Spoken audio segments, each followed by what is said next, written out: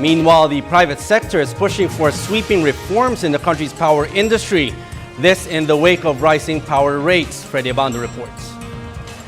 Rising power rates has been a major cause for concern that Epira failed to live up to its promise of cheaper prices. The recent Meralco imposed 4 pesos and 15 centavos per kilowatt-hour hike in rates stopped by the Supreme Court's TRO has triggered an emerging consensus to review and reform the 12-year-old law.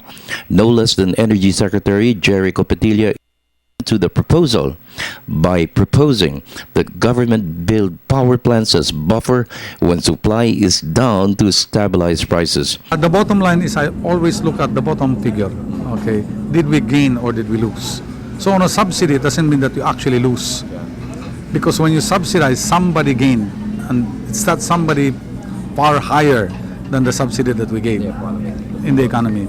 Speaker Feliciano Belmonte the House is committed to review the law and determine what reforms could be initiated, one of which is cross-ownership.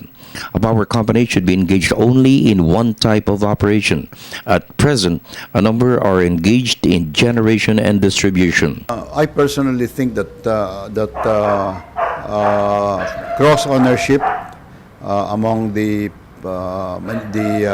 generators, the transmission and the distribution sectors is something that we tried to avoid, but to some extent it's still there. So yes, I'm also in favor of a second look at the Epira law, which, if I remember right, was actually approved when I was Speaker in 2001. The private sector is pushing for sweeping reforms to focus on the wholesale electricity market. Concerns have been raised that the West live up to its mandate of managing power rates in favor of consumers. ERC's regulatory powers should also be scrutinized.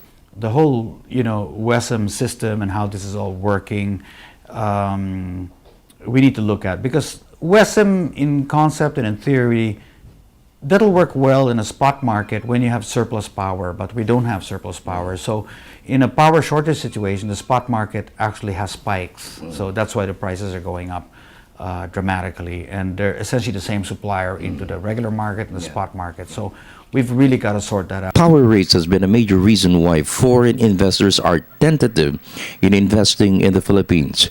Trade Secretary Gregory Domingos said it's time to introduce reforms to boost the country's competitiveness. Power cost is a very important factor in the competitiveness of the country.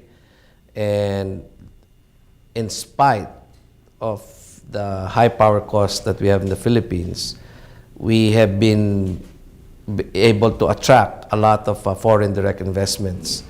And I think any improvement in the power cost will further enhance our position in terms of our competitiveness vis-a-vis our neighbors. For the People's Television Network, this is Freddie Abando reporting.